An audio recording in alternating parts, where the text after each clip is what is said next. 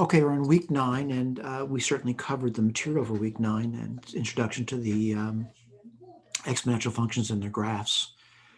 Hopefully you've studied the material, that you've attended the lecture and you've listened, and you certainly are now comfortable with the examples that have been presented to you, right? It's important, though, that you need to reinforce what you're learning by doing problems on your own.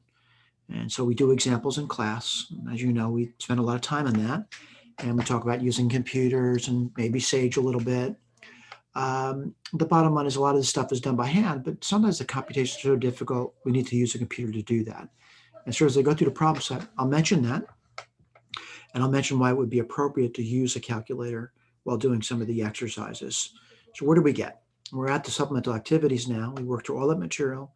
Again, we're hoping you've studied the material and you're ready to try on your own, and that you did try on your own, that you tried the problems that were presented to you, right? You do this before you do the web design.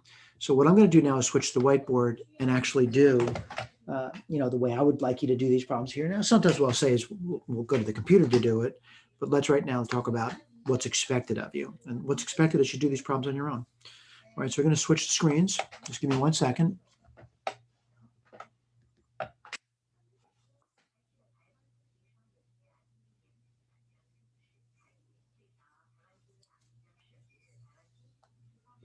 Okay, so we're at the problem set now, and I'm going to look at problem number 1.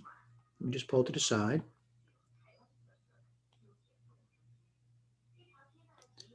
And we'll start working on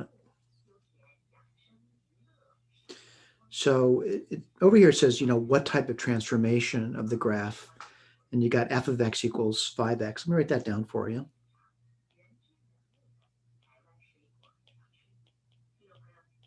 And they want to know, what would this transformation be? Well, we're hoping you remember from the past, we've done this a long time ago, that this is going to be a shifting of the problem. And what kind of shift is it going to be? It's going to be a horizontal shift 1 unit to the left. Now, if you look in the key, I want to point out that's written down for you. Right, so the graph of this one is a horizontal shift 1 unit to the left. So if you were to look at this, and again, just a really rough idea what I'm talking about over here, f of x, well, it's going to be 5 to the x. Excuse me, I'm going to say roughly like this over here. All right, and again, if you looked at f of x plus 1, let me just underline that for you, this guy over here, what's that going to be? It's basically just the graph shifted 1 unit to the left. That's all it is. So every point would be shifted 1 unit to the left, every single point. All right. All right, let's go to problem number 2. And again, I'm hoping these are relatively simple questions for you. Again, calculators may be appropriate. Let me just take a look at this one here, number 2. Certainly, I realize that some students have a tough time with the use of a computer. And if you do, I really want to encourage you to come by, during office hours to get these issues resolved. I really mean that. You want to get these issues resolved. All right, so over here, what they're basically doing is asking you to use a computer to do this. And certainly what I'm going to claim is if you're using a calculator, I will go through that with you, that you're given something, you're given what A is. Let me circle that for you. You're given A. You're given the R, and you're given the T, and you're asked to plug it into the formula over here. That's all you're asked to do. And certainly sometimes how do you do that? And certainly if you're using a computer, you just plug it in. Now, I will go back later in the this presentation today and talk about how to do this on a calculator. But the bottom line is, if you can do this and you're getting these numbers over here, and these are money numbers, you're doing fine. If you can do that. Now, let's say you can't do that. You're getting your calculator, you're giving you wacky numbers that are nowhere near these. You come by during office hours, and we can help you with that. All right. Certainly, we would say use probably an online calculator for that. If you want to talk about using your own calculator, including your cell phone, we can help you with that. We can actually turn the cameras on and look at what you're doing during office hours. But you should be able to get all these numbers over here. All right. And again, we'll talk about that later using Sage. All right. Or math or Wolfram. All right. Let me keep going. Get this on the side here. And let's talk about number 3. I'm going to take a look at it. Let me pull this down, get this out of the way.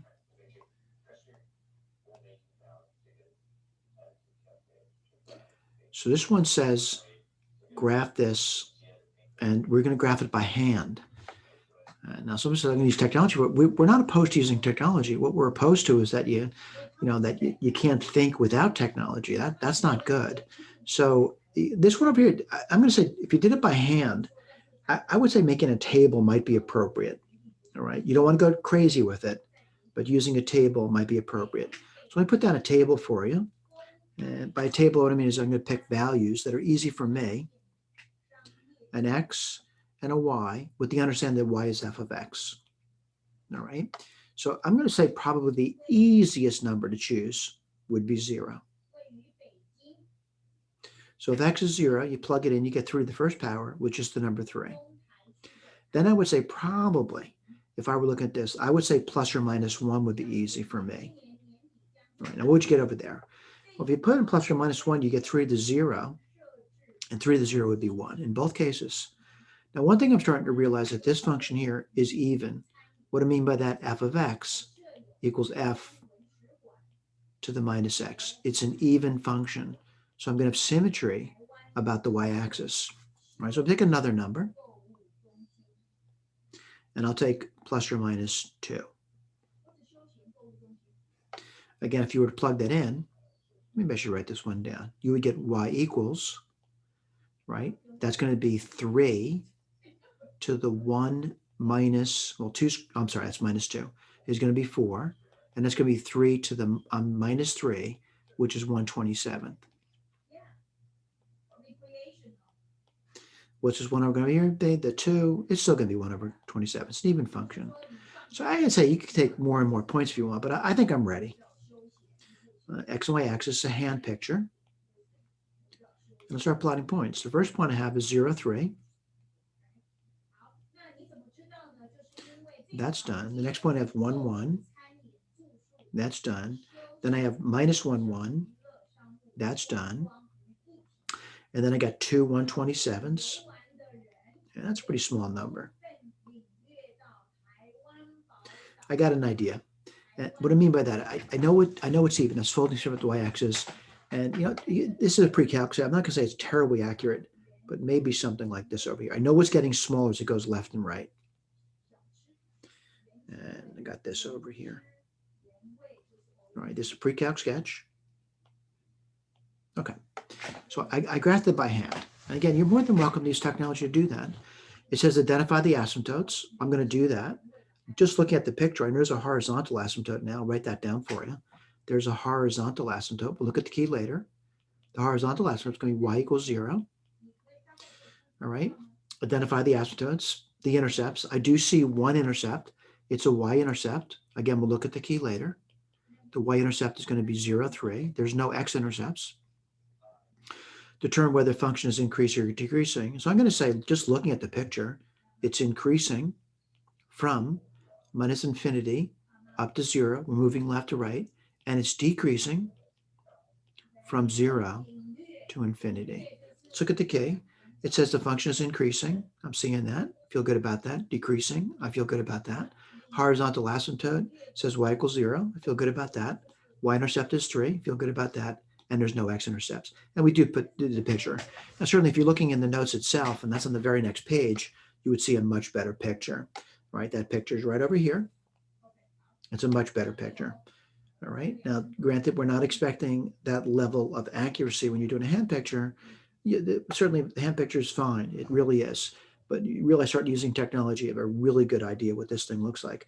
I do want to point out, a lot of students look at this over here, and they actually think it's touching the x-axis. It is not.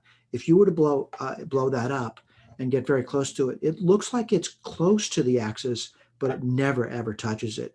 All right. So let's go to the next question. Next question is number 4.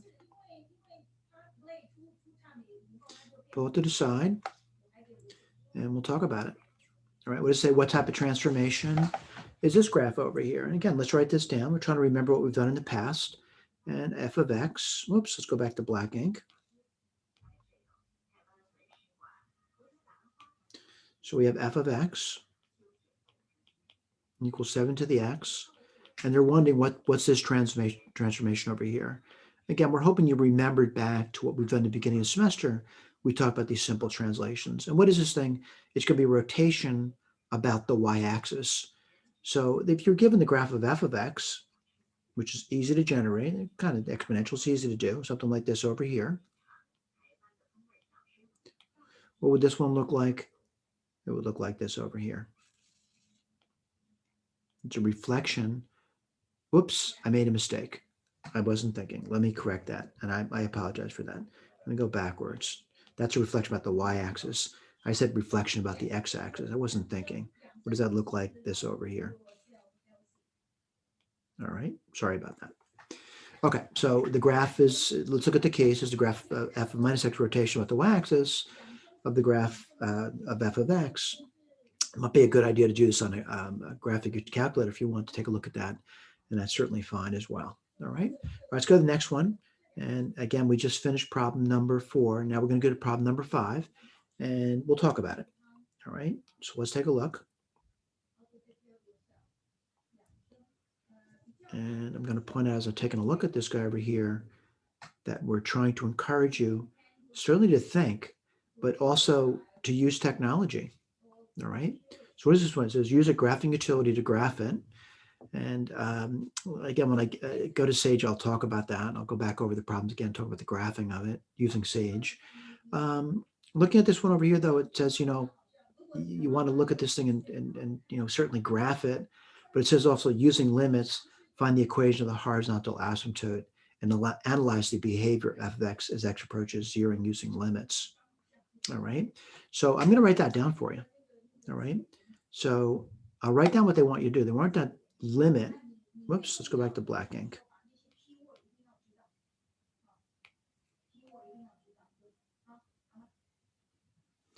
They want you to do the limit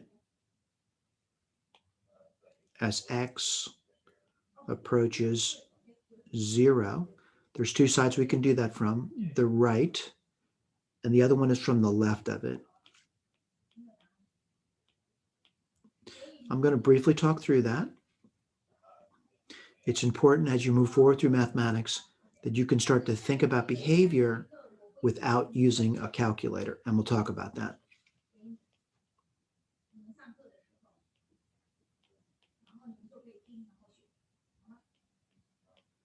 I'm just writing this, what the function looks like.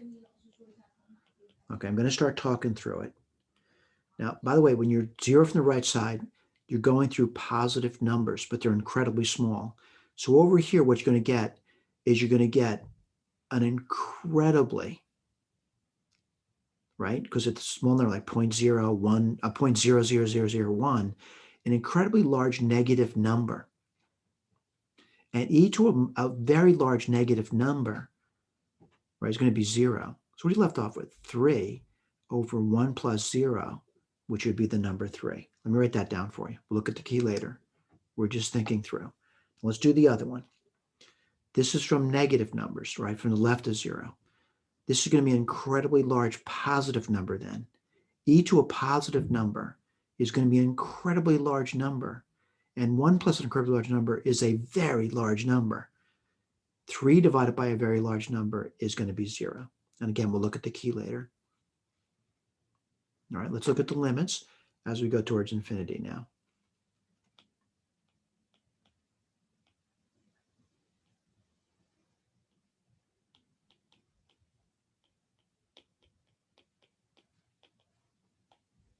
And that's plus or minus infinity, by the way.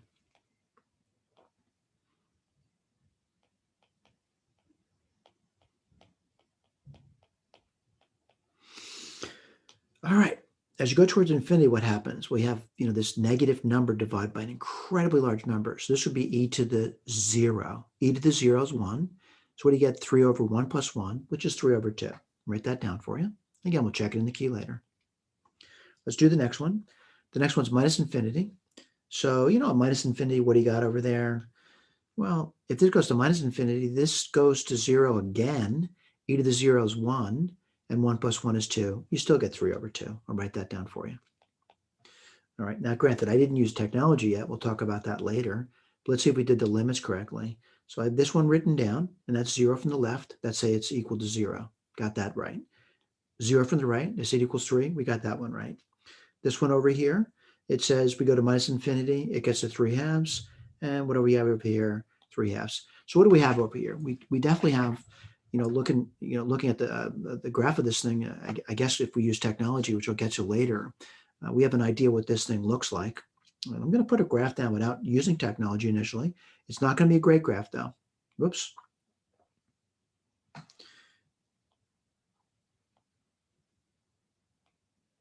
Okay.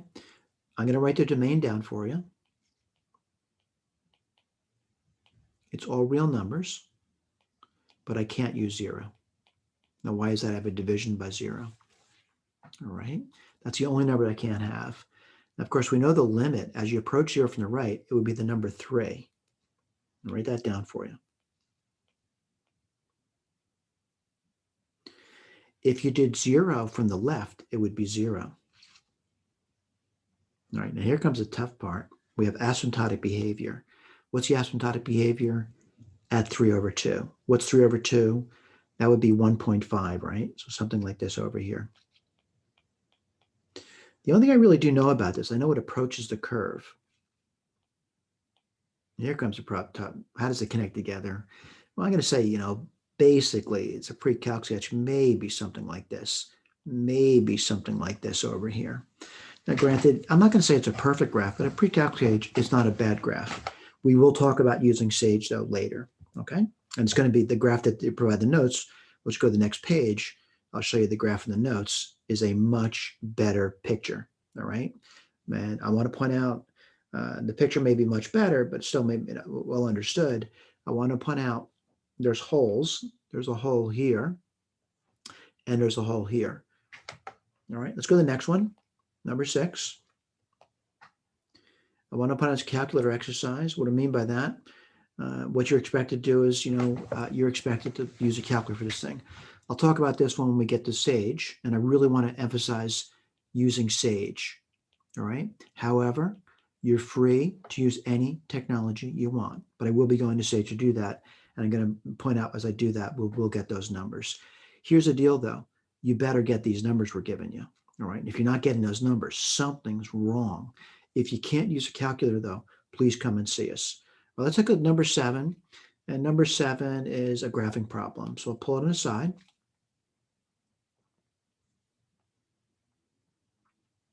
And I'm going to graph it. And it says do it by hand. Now, if someone says, I don't want to do it by hand, I want to use a calculator. We're not opposed to it again. But what we're trying to get across to you is that we would really like you to know what this thing is. And it's an exponential function. And how's it been transformed? It's been pushed down 3 units. So if I were looking at a parent of this thing over here, let me just point out what I mean by that. The parent, f of x, would be 2 to the x. What would that look like? It would look like this over here. That's what it looks like. All right. What did they do, though? They moved it down 3 units. Let me go through that. So now it has an asymptote, not with the x-axis, but with the line y equals minus 3. I'm going to put that in for you.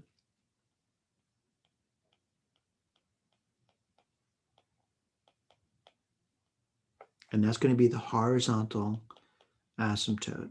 I know what the picture looks like. And what does the picture look like? It definitely looks like this over here.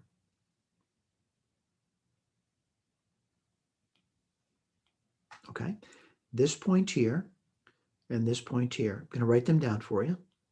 This is where x equals 0. And if x equals 0, what would you have? Well, you'd have 2 to the 0, which is 1, and 1 minus 3, which is minus 2. And this one is where y equals 0. All right? This is where y equals 0. I'm going to write it down for you. Again, you might be struggling with these things. No, you're not struggling with too much.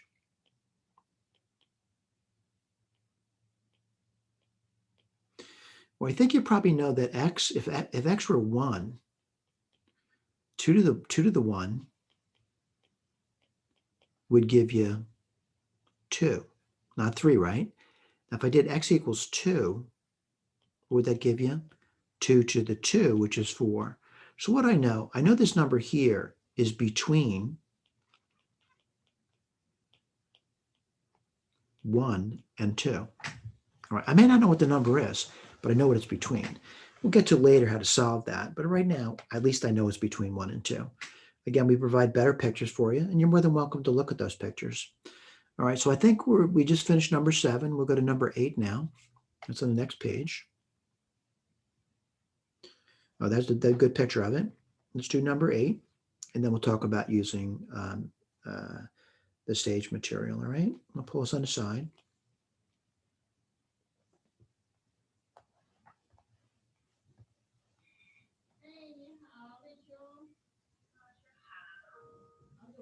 Okay, it says show the value f of x approaches the value g of x as x increases without bound.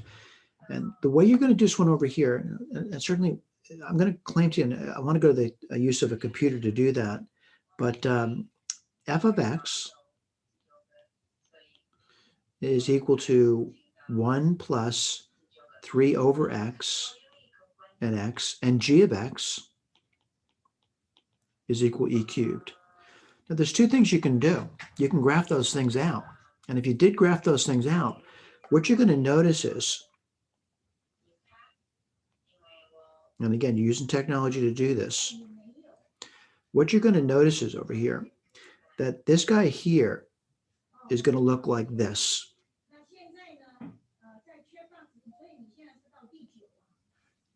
And it's going to be asymptotic with a line that looks like this over here. Here's the deal. You can graph f of x out. This is f of x. This will be g of x. Here's the deal. As we go towards infinity, these things will be indistinguishable, right? They're asymptotic. They get very close to one another.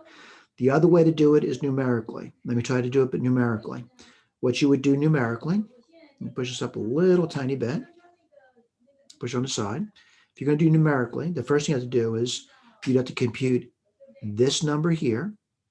And then what you do is you take this thing over here and take large numbers, like you do f of 1,000.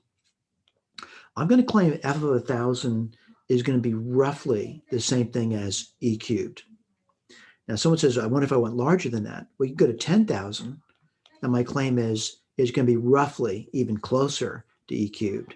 If you did f of 100,000, it's going to be really close, almost indistinguishable. If you go to f of 1,000,000, oops, out of zeros, it's really going to be indistinguishable from that. All right, I'm going to go to Sage now. We're done with the whiteboard, introduction to exponentials, and I want to switch over to Sage. I'm going to be using a terminal to do that, though, by the way. And just give me 1 second to switch over.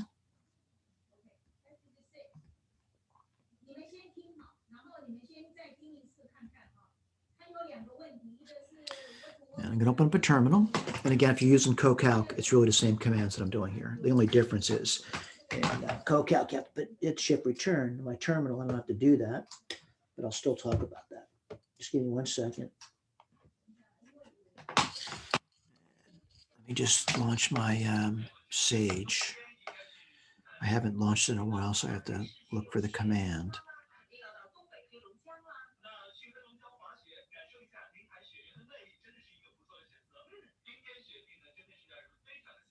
There it goes. All right. So I want to go back over the problems. I'm using transparent terminals so we can see a little bit behind us what we have over here.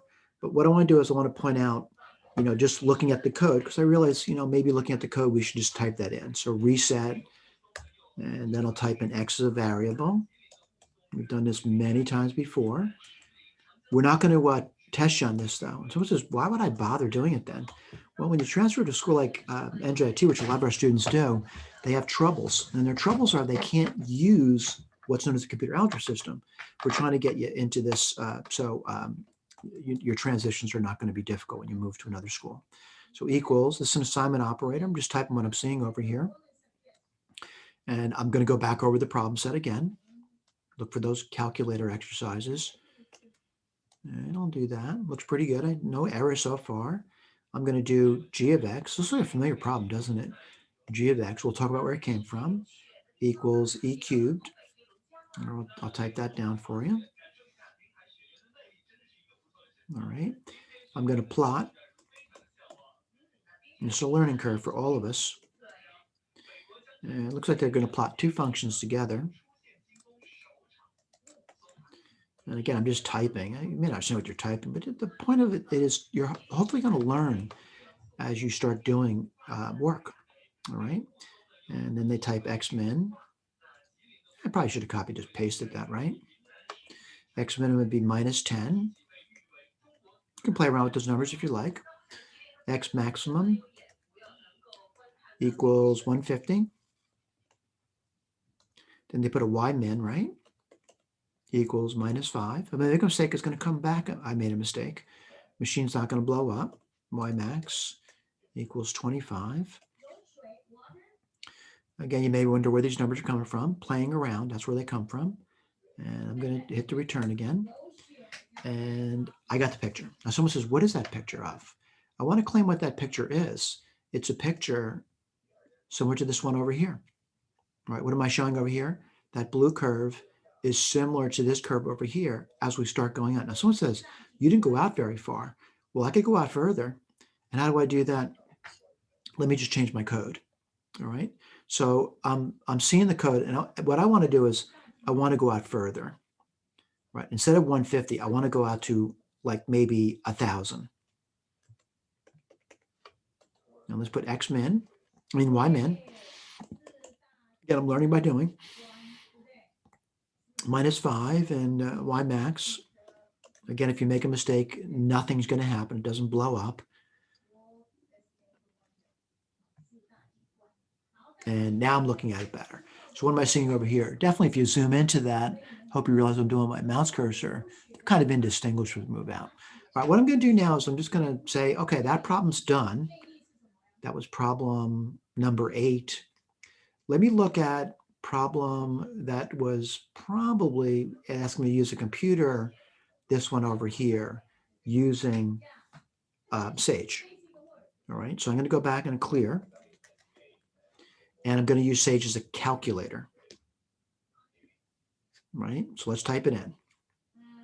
I know it's tough, so we're encouraging you though to try.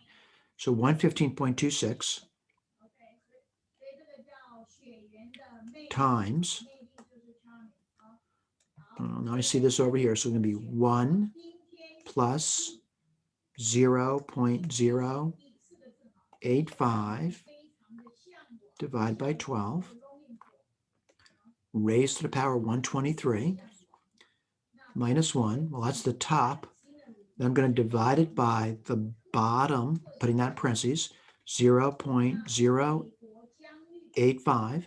Remember, if I make a mistake, I'll know I made a mistake. How do I know I made a mistake? I'm looking at the answer key. Now I'm going to hit return. And what do we get? We get 22497. Looks pretty good over there, 0.14. Now, granted, I notice other digits over here. I'm not too concerned about that. We're rounding it off. It's a money problem to the nearest cent. All right, so it'll be 22,497.14. All right, I'm going to keep looking through. I want to graph this one over here. And someone says, I don't remember how to graph. Well, you go back and you notice and look. And let's put this one down. I'm going to clear. Whoops, made a mistake. I make 2 mistakes. All right, I'm going to do f of x equals 3 divided by, the bottom is 1 plus e raised to the power. And what is the power? Minus 0.5 divided by x.